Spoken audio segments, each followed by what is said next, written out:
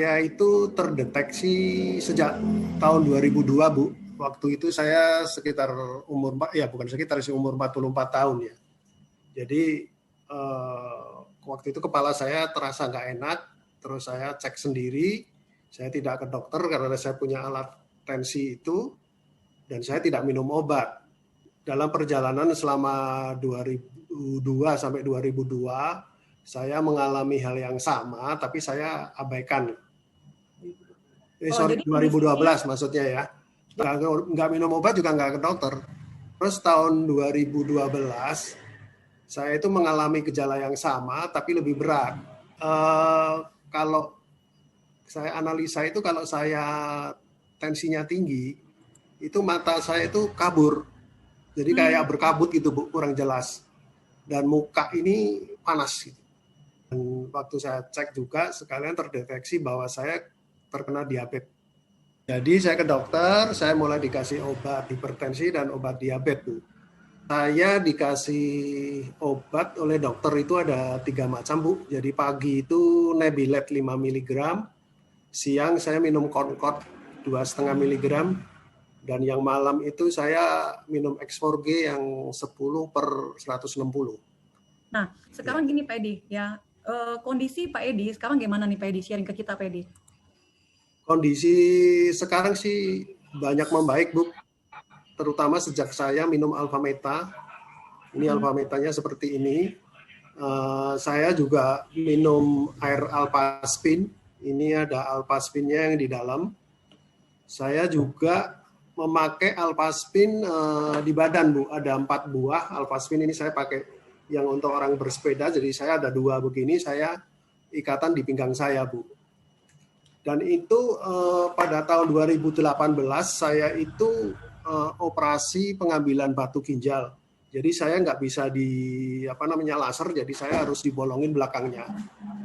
Dan saya sangat terbantu banget karena waktu itu dokternya pun sangat kagum bahwa seumur saya, jadi waktu itu saya sekitar 60 tahun, itu proses penyembuhannya sangat bagus sekali gitu. Nah, terus per April ini ada produk Vitomek ya. Ini Vitomek ini seperti ini. Ini dari ekstrak buah-buahan dan sayur. Dan itu ternyata Vitomek itu menyempurnakan saya jadi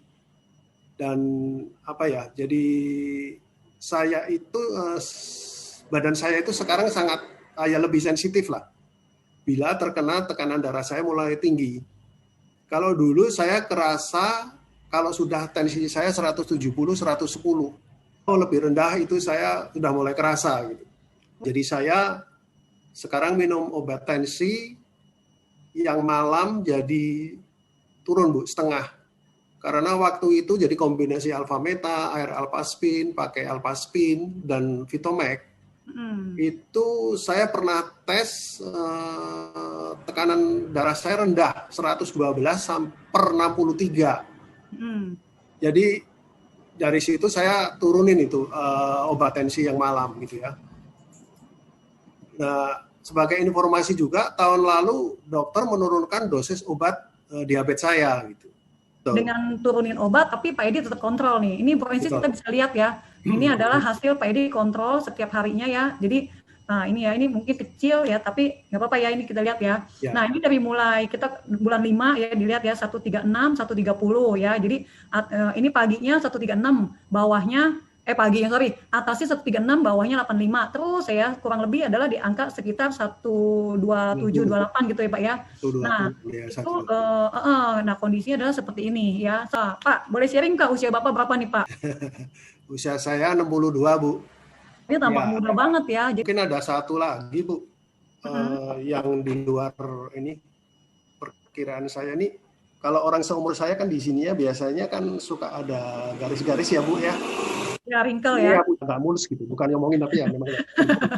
Itu bonusnya ya Pak ya. Jadi itu bonusnya, Bu. Ya. Nah, Pak, boleh sharing ke teman-teman di sini nggak? Bapak minum Alfameta dan Vitomeknya sehari berapa kali, Pak?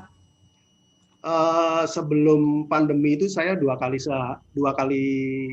sehari ya.